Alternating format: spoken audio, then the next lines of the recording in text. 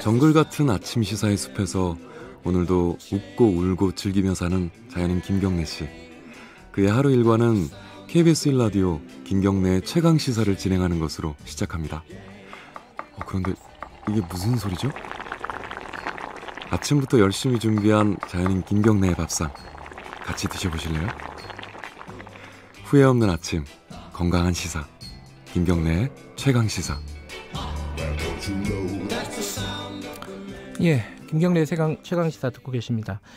조국 장관 관련된 가족들과 관련된 수사가 사실 좀 막바지로 가고 있는 형국이죠. 정경심 씨 교수의 소환도 세 차례가 진행이 됐고, 이제 뭐 영장 여부, 기소를 어떻게 할 것인지 뭐 이런 것들 결정하는 단계가 남은 것 같습니다. 조국 장관을 소환할 수 있을지는 잘 모르겠습니다. 거기까지에 대한 어떤 전망들은 아직 구체적이지 않은 것 같고요. 근데 수사는 막바지가 가고 있는데 특히 이제 사모펀드 관련돼서, 물론 이제 표창장이나 이 부분도 아직 논란이 여전히 하지만은 사모펀드 관련돼서는 계속해서 얘기들이 나오고 있습니다. 이게 제가 볼 때는 좀 복잡해서 그런 걸 수도 있어요. 이해하시는 분들이 그렇게 많지는 않은 것 같거든요. 저도 뭐 전체가 열이라면은 한 3-4 정도 이해할 수 있을까? 뭐 이 정도인 것 같아요. 제가 스스로를 평가를 해보면은. 오늘은 여기에 대해서 굉장히 비판적인 의견을 갖고 계신 분입니다. 범죄 혐의가 굉장히 짙다라고 생각을 하시고 그런 말씀을 지속적으로 제기를 하시는 분입니다. 참여연대 전 집행위원장이라고 불러야겠네요. 김경률 회계사님 모셨습니다. 안녕하세요. 예, 안녕하십니까. 반갑습니다. 네, 공식적으로 참여연대는 나오게 되신 건가요? 그러면? 그런 것 같습니다. 이제 징계위에도 회부가 된 것 같고. 아, 그래요? 징계 여부는 조금, 요거는 이제 조국 장관 얘기랑 좀 결이 다른 얘기긴 한데, 네. 저도 이제 김경률 회계사님의 의견에 100% 동의하지는 않거든요. 예. 동의하지는 않는데, 시민단체에서 이 의견을 표출했다고 징계를 하는 건 적절한 것이냐, 이 논란은 좀 있을 수밖에 없을 것 같아요. 네, 그런 것 같습니다. 제 스스로도 좀 납득이 안 되는 게, 개인 공간인 SNS에 페이스북에 이제 게시한 글 가지고 표현이 가하다는 이유인데, 저는 그래서 역설적으로 들리실지 모르겠지만 개의치 않고 있습니다. 징계가 내려진다 한들 이거 참여연대가 창피한 일이지 제가 창피할 일은 아닌 것 같아서요. 네. 참여연대도 현명하게 결정을 하겠죠. 예. 김상조 청와대 정책실장이 네. 그 참여연대 출신이시잖아요. 그렇죠. 저랑 같은 팀에서 일했었고, 그랬었나요? 오랜 시간을 같이 일했고. 그래서 그런 얘기를 하셨나요? 그건 아닌 것 같고, 네. 그 시민단체에서 표현의 자유는 좀 보장해야 되지 않느냐, 이런 취지의 인터뷰를 한 걸 어제 봤습니다. 저도 봤습니다. 네. 참여연대에서 저는 신중하고 현명하게 판단할 거라고 생각을 하고요. 오늘은 그 조국 장관 특히 코링크 피 관련된 사모펀드 관련된 얘기를 여쭤보려고 모셨습니다. 예. 모셨는데 뭐부터 시작을 해볼까요? 일단은 처음부터 시작하면 이게 이제 한도 끝도 없는 얘기니까, 어제 김경률 회계사님이 다른 방송, 뉴스민 언론사죠? 네. 예. 거기 인터넷 방송에서 제기한 문제 제기부터 좀 풀어볼게요. 이 두 가지가 기사가 많이 났습니다. 첫 번째는 이 바이오리더스라는 회사에서 뭔가 15억 원이 없어졌다. 예. 이 문제 제기를 하셨는데, 네, 요거 간단하게 설명해 주시고, 근데 이게 정경심 교수하고 무슨 관련이 있는지 이런 얘기를 좀 연결해서 좀 말씀해 주시겠어요? 이게 이제 이 바이오리더스 관련 펀드는 그린 펀드입니다. 그리고 정경심 교수가 관련된 게 블루 펀드이고요. 그렇죠. 그러니까 코링크피가 운영하는 펀드 중에 그린 펀드다. 예. 그죠? 예. 예. 이거를 쌍둥이라고 생각하시면 됩니다. 그린 펀드와 블루 펀드는 동일한 때 거의 비슷한 자금이 비슷한 패턴으로 이루어졌거든요. 자금의 흐름조차도 비슷하고, 이것에 대해서 그린 펀드에서 어떤 대응들이 있었고 어떤 일들이 벌어졌는지를 알게 되면 블루 펀드에 대한 이해를 하는데 여러 가지 이제 도움이 될 것 같습니다. 어제 이제 유시민 알릴레오에 대해서 이제 발언하신 것에도 조금 이제 여러 가지 도움이 될 텐데요.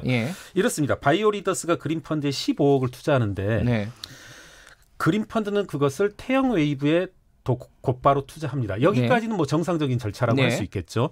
그리고 제가 여러 차례 말씀드렸지만 이와 같은 투자 자금이라고 하는 것은 그 해당 회사에 가서 유무형 자산을 구입하는데, 투자하는데 사용되어져야 마땅한데, 이 역시도 태영 웨이브에서 CK 글로벌이라는 회사로 곧바로 움직여가게 됩니다. 15억 원이란 돈이요? 예, 그렇습니다. 결국은 이제 투자를 받은 회사, 태영웨이브 그리고 블루펀드로 따지면 웰스 C&T 입장에서는 뭐 이런 비유를 하자면 돈 냄새 한번 못 맡아보고 지분만 뺏기고 이제 어느 다른 회사로 가버리는 거죠. 그런데 이것에 대해서 그린펀드에서는 바이오리더스라는 회사가 문제 제기를 합니다. 불과 이제 6개월 만에 야 이거 어떻게 된 거냐? 네, 15억 원 어디 갔냐? 예, 15억 어디 갔냐? 너희 이제 어디에 썼는지 계정별 원장 어떻게 보면 세세한 지출 내역을 다 달라. 해서 제공도 하고 급기한 이제 너희 못하겠다. 정관에 따라서 정관 4조 3항에 따라서 너희들한테 그 돈 돌려받아야 되겠어. 하고 1년이 지난 시점에 정확히 이제 공문을 보내고요. 1년이 지난 시점인 이유는 정관상에 이제 1년이 지나야만 그 환불을 요구할 수 있다 해서이고 최근에 불과 5억 정도로 이제 5억만 돌려받으면서 끝난 그런 사건입니다. 그러니까 제가 여쭤보는 거는 그 사건의 개요는 알겠는데 이게 지금 정경심 교수가 투자를 한 그 블루펀드하고 무슨 관련이 있는지 제가 드리려는 말씀은 블루펀드도 이와 같이 알 수밖에 없다는 거죠.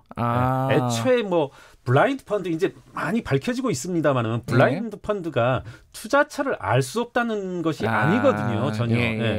애초에 돈을 모으는 과정에서만 투자처를 확정짓지 않는다는 의미지. 자꾸 이제 조국 장관께서 블라인드 펀드이므로 난 아무것도 몰랐다. 배우자도 아무것도 몰랐다. 이것은 이제 거짓말이었던 거죠. 그린 펀드의 사례를 보더라도. 그리고 또 하나 약간 이제 언론에서 약간 왜곡돼서 제가 이제 방송에서 실제로 그렇게 이해하기 쉽지 않게 말씀드렸을 수도 있는데요. 그럼 이런 문제 제기를 할 수 있습니다. 그린 펀드에서는 이와 같이 태영웨이브에서 돈이 어떻게 쓰이는지를 알게 됐고 곧바로 항의를 했는데 왜 그럼 블루펀드에 투자한 정경심 여사는 똑같은 자금 흐름에 대해서 자금이 투자되자마자 어디론가 사라지는 것에 대해서 문제 제기하지 않았냐는 문제에 대한 해답이 이제 이거 주어지는 거죠. 그렇죠. 뭐냐면 한겨레 문건에 보면은 블루펀드에 투자한 정경심 교수의 돈이 어떻게 쓰이고 어떤 식으로 불법적으로 조성되어진 익성의 자금도 들어와서 전체가 돈이 어떻게 사라진다는 것까지 상세한 설명을 정경심 교수에게 해주거든요. 이것은 결국 뭐냐면 이제 공소장과 덧붙여서 이제 이 자금의 흐름은 제 개인적인 판단에서는 이제 확정되어진다라고 생각하는데 뭐냐면 조범동 씨의 공소장 말씀하시는 거죠? 예, 맞습니다. 조범동 씨 공소장과 일련의 사건들 한겨레에서 공개된 문건 두 가지를 하면은 정경심 교수가 투자한 15억은 블루펀드 웰스 C&D IFM을 거쳐서 결국은 이제 공소장에 나온 내용입니다. WFM 주식을 취득하는데 사용됐다라고 나오는 거죠. 공소장이 그렇게 나오죠. 그렇습니다.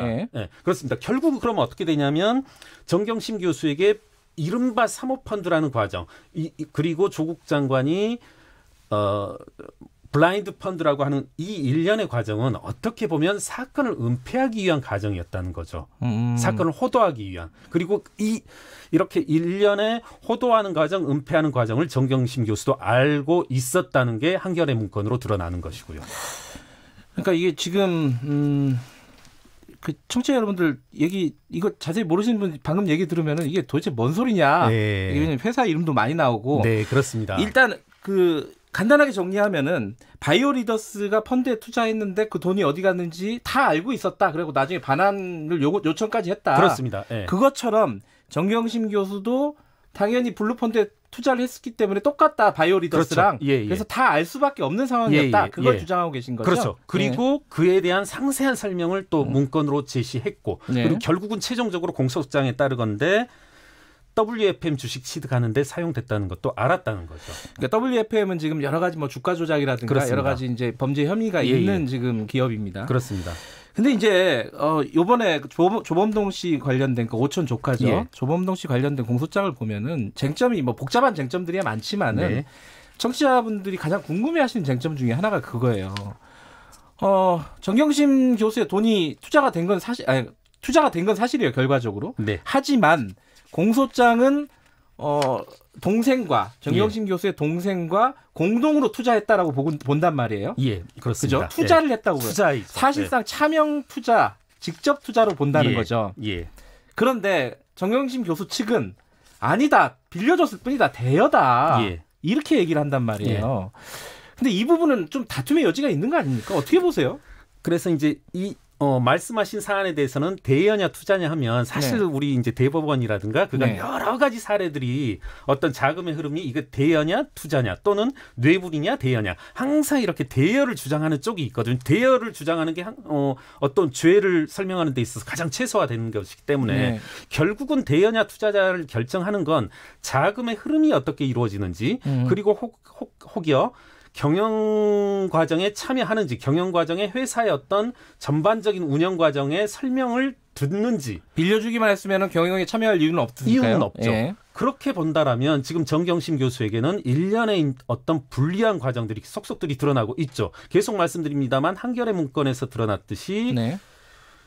최초의 투자 자금이 어떻게 운영되었는지 어떻게 움직이고 있는지 상세히 이제 설명을 해줬고요. 네. 그리고 공소장의 일부 나오고 있습니다만 자금 회수가 어떻게 이루어졌는지 이것들이 돈을 빌려줬다라면 네. 돈이 다시 되돌아오는 것은 이자를 받는 정해진 이자율의 형태로 받는다든가 원금 회수의 형태여야 되는데 그와 같은 움직임이 아닌 것이죠.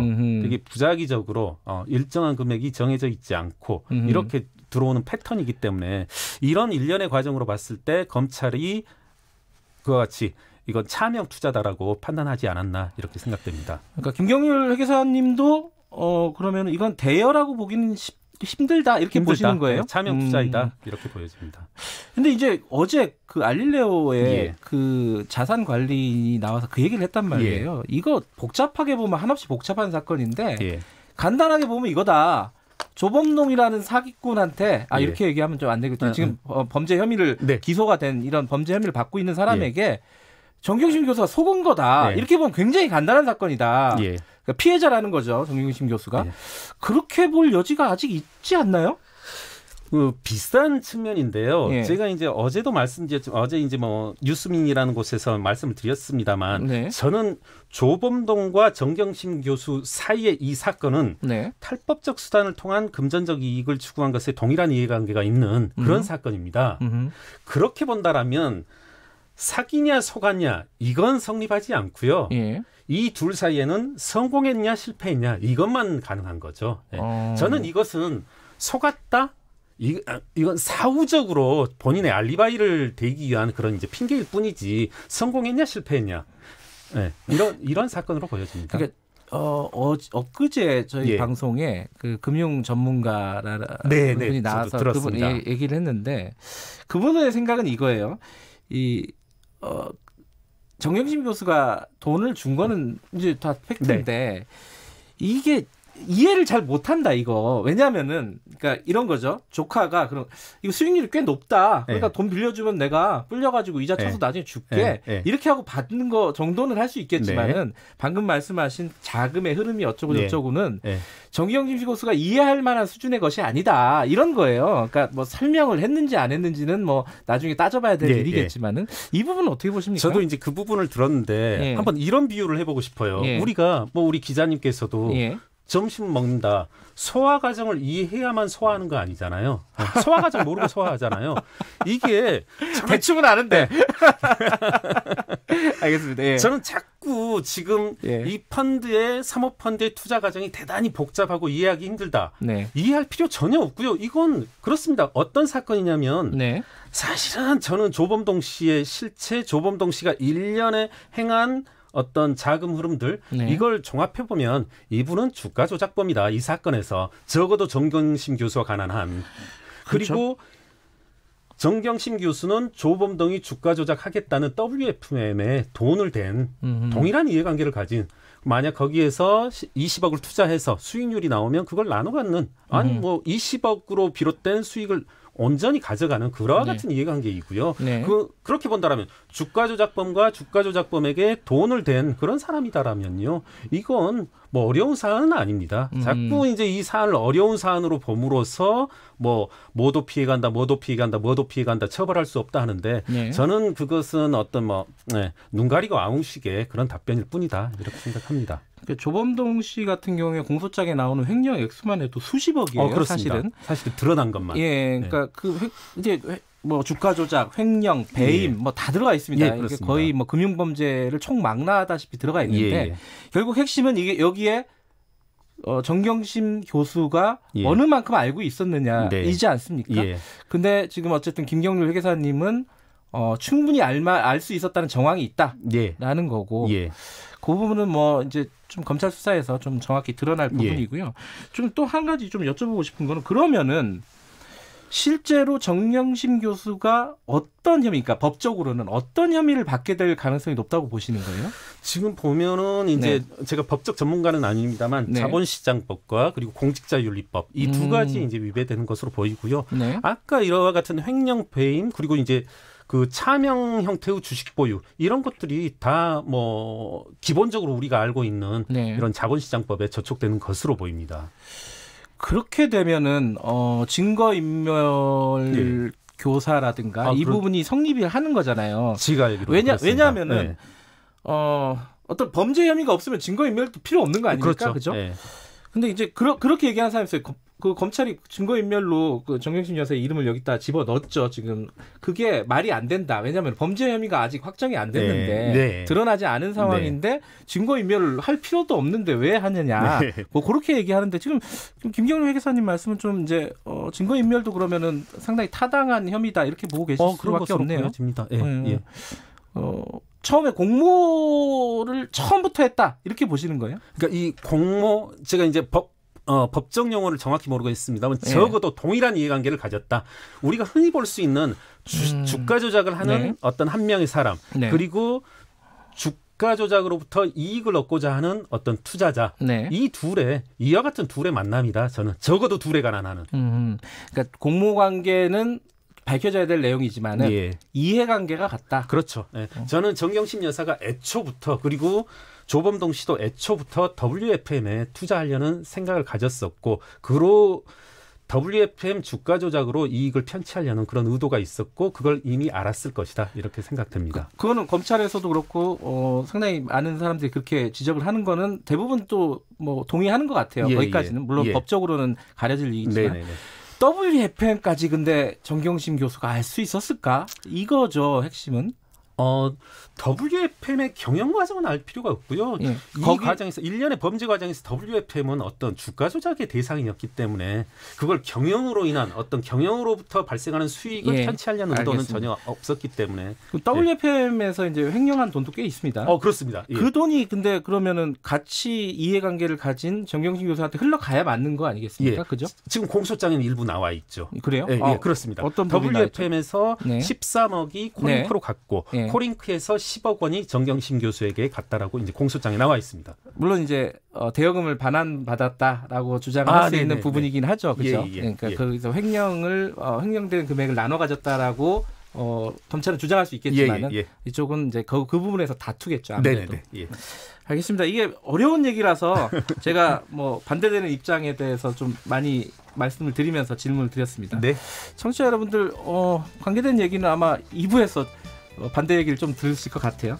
오늘 말씀 고맙습니다. 감사합니다. 김경률 회계사였고요. 김경래 최강시사 1부는 여기까지 하겠습니다.